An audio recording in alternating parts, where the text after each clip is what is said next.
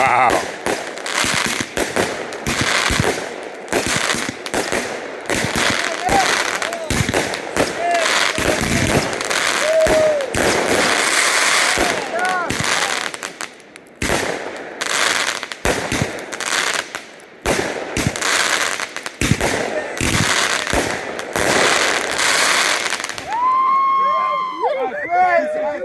Two spots down there. That's right. Holy cow, you guys doing a fine job.